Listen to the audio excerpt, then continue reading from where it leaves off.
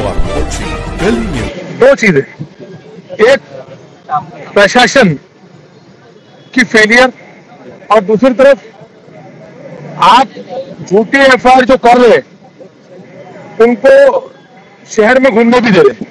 ये दो चीज के विरोध में हमारे सभी ये साथी लोग हैं, ये धरने पे, उपोषण पे, आंदोलन पे बैठे। ये एफआईआर किस लिए हुई थी, किसके ऊपर आपने किया? पूरा महाराष्ट्र, पूरा देश जानता है झूठी एफआईआर किसने हुई थी। जो ट्रैप कुछ डिपार्टमेंट के अधिकारी और कुछ पॉलिटिशियन, सब पॉलिटिशियन नहीं, कुछ डिपार्टमेंट के अधिकारी और कुछ पॉलिटिशियन लोगों ने ट्रैप किया था, वो अपने ट्रैप में खुद फंस गए। उन्होंने तो झूठा एफआईआर दाखिल किया था 354, लेकिन ये जो एट्रोसिटी जो दाखिल हुआ ये पूरी दुनिया ने देखी, पूरे मुमरा ने देखा कि किस आधार पे, किस वजह से लगाए गए। अब जब ये सच्चा एफआईआर दाखिल हुआ है तो जो प्रशासन है उसे सख्ती से कार्रवाई करके जो आरोपी है उनको अटक करना चाहिए। और आरोपी कौन? बीजेपी के उपाध्यक्ष रिदा रशीद, जो देश की नेता है, वो आरोपी है। एफआईआर तो बहुत पहले हो जाना चाहिए था, लेकिन इस एफआईआर को करने के लिए भी हमको धरना देना पड़ रहा है और आरोपी को अटक करने के लिए भी धरना देना पड़ रहा है। दुर्भाग्यपूर्ण ये दिखा जाता है कि कानून, लॉ एंड ऑर्डर की सिचुएशन इस हालत पे छोड़ दी कि ये हर चीज के लिए अब आंदोलन धरना करना पड़ेगा। तो ठीक है, अगर आप ये चाहते कि आप किसी के प्रेशर में आके झूठी एफआईआर दाखिल करेंगे और आरोपियों को पकड़ेंगे भी नहीं, तो फिर हमारी भी तैयारी है कि हम आंदोलन पे जब हमने भी तैयारी, पूरे सभी जितने भी लोग हैं, मोमरा कौसा के जो जागरूक नागरिक है, जो जागरूक पॉलिटिशियन है, उन्होंने तय कर चुका है कि आप प्रशासन अगर ये भूमिका पे, तो हम भी हमारे धरने, आंदोलन और जो दूसरे मार्ग है न्याय लेने के, वो सभी मार्ग के तौर पर हम जाके न्याय लेके रहेंगे। जितेंद्र, और आपका जो 354 का जो मामला दर्ज, उसके बाद ये हुआ, अगर 354 का मामला दर्ज नहीं हुआ तो ये एट्रोसिटी होता था? देखिए, बात सुनिए, उसके बाद ही हुआ ना ये चूक किसकी? प्रशासन की ना। वही मतलब वो होने के बाद एट्रोसिटी। प्रशासन के पास जो कंप्लेंटर है पहले से जाके बोल रहे हैं कि आप गुने दाखिल करो, आपके पास वीडियो है, आपने नहीं दाखिल किया। आपने एक साइड हटने पे एक बड़े प्रोग्राम के अंदर में आप 354 दाखिल कर रहे थे, तो फिर जो तो सच्ची एट्रोसिटी थी आपने उसको तो दाखिल नहीं किया। उसको भी दाखिल कराने के लिए ये समाज को, सभी लोगों को, तो के बाद में दाखिल हुआ। हाँ, दाखिल तो 354 के बाद ही हुआ, लेकिन घटना 354 से पहले की है। तो यही बोलना चाह रहे कि आप एक तरफ कहीं ना कहीं न्याय अपना काम बराबर नहीं कर रहा, कानून को अपना काम बराबर करना चाहिए।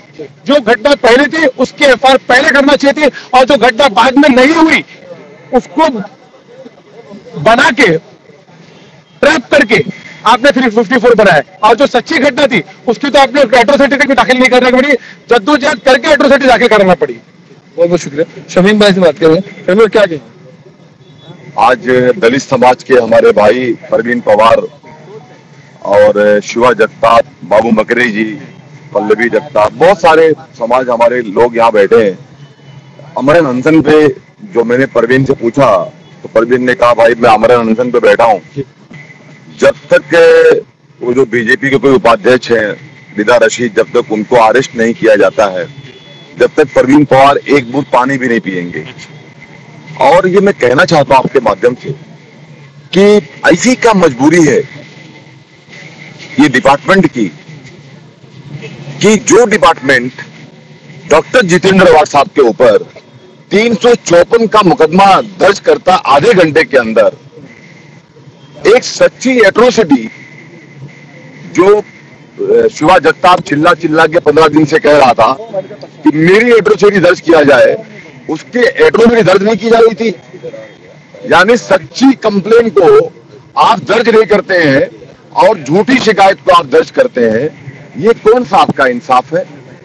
हम कहना चाहते हैं आपके माध्यम से कि कहीं ना कहीं देश के अंदर आज के डेट में जो ये बात पुलिस कहती है ना कि लॉ एंड ऑर्डर खराब हो रहा है, इसको खराब करने का पूरा काम जो हो रहा है ना, वो डिपार्टमेंट कहीं ना कहीं देती है। आपके माध्यम से हम मांग करते हैं, हम कहना चाहते हैं कमिश्नर साहब को कि कमिश्नर साहब, एक दलित समाज के भाई लोग यहाँ बैठे हुए हैं, जिसके सपोर्ट में हम लोग भी यहाँ बैठे हैं, मैं शानू पठान और राष्ट्रवादी पार्टी का परिवार भी यहाँ बैठा हुआ है, साथ में दलित समाज के, हमें न्याय चाहिए। जितना जल्द हो सके मुकदमा दर्ज हुआ है, जो कंप्लेन दर्ज हुई है एट्रोसिटी की, उन्हें जेल भेजा जाए। जब तक पुलिस ये काम नहीं करती है, ये आंदोलन, ये अमरण अनशन खत्म नहीं होगा। फिर उसके बाद में जो एफआईआर हुआ, एफआईआर होने के बाद रीता रशीद राजन केने के घर गई थी, उसकी भी नाराजगी आपकी पार्टी के लोगों ने जताई, उस पर क्या कहना? नहीं, देखिए, कोई कहा गया, हमें उससे फर्क नहीं पड़ता। नारे तो लगा गद्दार है, गद्दार है नारे। सुनिए ना आप, हमें उससे फर्क नहीं पड़ता। हमारी लॉयल्टी हमारे तो होना चाहिए।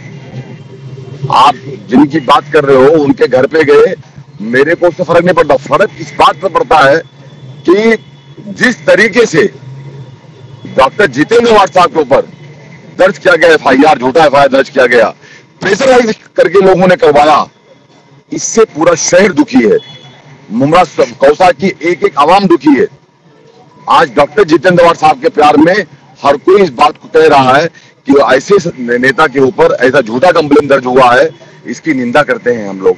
एफआईआर हमारे शिवा भाई ने की है। शिवा भाई को और उनके साथीदारों को रीता रशीद मंदिर से बाहर जाओ, वहाँ पे मौजूद थे, हमारे सीनियर साहब भी मौजूद थे, उनके सामने बोलती है कि इन लोग को मंदिर से बाहर निकालो। तो वो कौन होती है कि हमारे समाज के लोगों को मंदिर से बाहर जाने के लिए कहती है? हम उसके बाद से एफआईआर करने के लिए गए तो पुलिस हमारी एफआईआर नहीं ले रही थी। पुलिस को कोई बड़े नेता के दबाव में दिख रही थी। उसके बाद में शिवा भाई और हम लोग सब वाई जंक्शन पे गए थे, वहां पे भी रीता रशीद ने उनके ऊपर अटैक करने का और जातिवाचक बोलने का काम किया है। तो उसके ऊपर हम लोग एफआईआर करने गए तो हमारी एट्रोसिटी की एफआईआर नहीं ली जा रही थी। डीसीपी साहब 3 बजे रात में आए, डीसीपी साहब ने जवाब लिया। डीसीपी साहब ये जवाब लेकर सीपी साहब के पास जाते हैं, उसके बाद आके 2 से 2:30 बजे फिर एफआईआर ली जाती है। मतलब इतना दबाव में काम करे पुलिस प्रशासन। संवैधानिक रूप से कानून का रक्षक होना चाहिए, पर ये तो कानून के भक्षक बन गए। ये प्रशासन का काम ना करते हुए किसी बड़े नेता का काम करते हुए दिख रहे। कब तक चलेगी आपकी? 14 तारीख को एफआईआर दाखिल हुई है, जब से हम लोग उसका फॉलोअप रह रहे हैं, कोई एक्शन नहीं हो रहा है। इसके लिए हम लोग ये अनशन पे बैठे हैं। जब तक सभी आरोपियों का अरेस्ट नहीं होता है, जब तक ये भूख हड़ताल चालू रहेगी, बेमुदत चालू। वही बहुत शर्म की बात है कि एक मैं महिला होके भी महिला के विरोध में यहाँ पे बैठी हूँ। हमारे लिए जो कायदे कानून बनाए गए हैं उसका किस तरह से गलत तरीके से फायदा वो उठा रही है। और आज हम लोग यहाँ पर बैठे हैं, वो एट्रोसिटी का गुना उसके ऊपर दाखिल है। उसके बावजूद जो 24 आवर्स के बाद उसको अरेस्ट करना जरूरी है, ऐसा कानून है, लेकिन उसके बाद भी खुलेआम सारे आरोपी घूम रहे, तो उनको जल्द से जल्द पकड़ा जाए। इसीलिए हम लोग आज बेमुदत उपोषण के लिए यहाँ पर बैठे हैं। ये जो भूख हड़ताल है, सबसे बड़ी हम तो हमारा दुर्भाग्य समझते हैं कि आज भी दलित समाज के ऊपर जुल्म होने के बाद में आरोपी को अरेस्ट करो, इसके लिए भूख हड़ताल करनी पड़ रही है। आपको आपके माध्यम से बताना चाहता हूँ, जो जितेंद्र अवार्ड साहब है, जो यहाँ के एमएलए है, वो एक बहुजन नेता है, वो बहुजन चेहरा पूरे महाराष्ट्र के अंदर। उसको बदनाम करने के लिए मॉल के मैटर में उनको अरेस्ट किया, जामीन होने तक उनको बिठा के रखा। और रीता रशीद जब एक दलित समाज पे अन्याय किया, उसने एट्रोसिटी उसके ऊपर ये होने के बाद में भी वो घूम रही है। इसके ऊपर पूरा कोई तो बड़ा नेता है जो उसको सपोर्ट कर रहा है। और हमारा भरोसा, हम दलित मुस्लिम गरीब लोग हैं, मजलूम लोग हैं, हमारा भरोसा पुलिस स्टेशन पे रहता है। जब गरीब पे जुल्म होता है तो आदमी भागता है पुलिस स्टेशन की तरफ, और पुलिस स्टेशन की जवाबदारी यही है कि गरीबों को इंसाफ देना चाहिए। और पुलिस स्टेशन उसके प्रेशर में काम कर रही है। बाबा साहब ने कहा है, जुल्म करने वाले से जुल्म सहने वाला ज्यादा गुनहगार है, और बाबा साहब की अनवाई हम छोड़ेंगे नहीं। जब तक रीता रशीद को अरेस्ट नहीं होते, यह आंदोलन चालू रहेगा। और आपको एक बात बताना चाहता हूँ आपके माध्यम से, यहाँ पे देखा गया तो सभी लोग, पार्टी नहीं, जैसा जैसा मैसेज जा रहा है वैसे वैसे लोग आए हैं। तो मुमरा की पहचान है भाईचारे की। और जब तक रीता रशीद को अरेस्ट नहीं होगा, मैं पुलिस प्रशासन से विनती करता हूँ कि ये मैसेज जा रहा है पूरे मुमरा में, रिद्धि बंदर, रैसर मोरी, ये सब लोग हल्लो हल्लो जमा हो जाएंगे और यहाँ बहुत बड़ा आंदोलन होगा, और उसकी पूरी जवाबदारी पुलिस स्टेशन की रहेगी। मैं आपके माध्यम से इतना ही कहता हूँ।